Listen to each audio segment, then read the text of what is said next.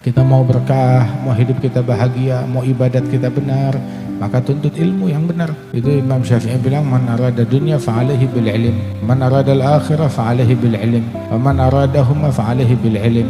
Mau akhirat harus punya ilmu agama, mau dunia harus punya ilmu agama, mau dunia dan akhirat harus punya ilmu. Harus punya ilmu. Bahkan orang mau bisnis harus ada ilmunya. Sayyidina Umar bin Khattab beliau mengatakan, man lam yatafaqqah fi dinina fala yabi' fi suqina.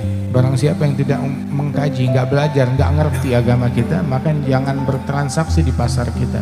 Niscaya dia akan merusak pasar dengan transaksi yang batil, dengan harta yang kotor, dengan benda-benda haram. Dia masukkan ke dalam pasar, transaksinya berubah menjadi haram dan mencemari uangnya kaum muslimin, mencemari ekonomi kaum muslimin. Yang bikin ekonomi kita tercemar, yang bikin ekonomi rusak, itu kalau kemasukan hal-hal yang diharamkan oleh Allah Ta'ala, semacam riba dan sebagainya. Sebab itu riba tersebut, itu riba itu bikin bangkrut, bikin ludes, gak berkah. Makanya itu sungguh miris, sungguh ironis orang berakal nyari solusinya itu dengan cari pinjaman riba. Sungguh ironis mencari solusinya dari riba. Riba bikin bangkrut, gak bikin kaya.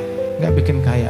Kalau kita mau kekayaan, mau keberkahan dalam harta kita, mau melipat gandakan uang, bukan dengan riba. Lipat gandakan uang itu dengan sadagat. Yamhaqullahu riba wa yurbis sadagat. Dan praktek riba tersebut disebutkan bahwasanya fa'ilam tantahu fa'adhanu biharbi minallahi wa rasulih.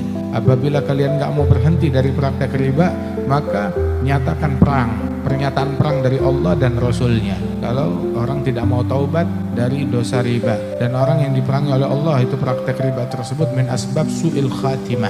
Di antara sebab-sebab orang matinya su'il khatimah gara-gara hal yang demikian tersebut. Orang kalau udah kena riba, anak sakit melulu, nggak sembuh-sembuh, utang nggak kelar-kelar, walaupun dia makin minjem makin banyak utangnya dia, makin minjem makin cari yang cari situ, tetap aja nggak kelar-kelar. Tapi ketika dia sembuh daripada penyakit tersebut, daripada penyakit riba, anaknya juga bakalan sehat, hidupnya dia juga bakal bahagia. Mau cari solusi, solusinya Allah Subhanahu wa Ta'ala itu dijadikan tuh dalam ilmu, dalam majlis, dalam masjid, dalam ibadat, dalam salat 5 waktu.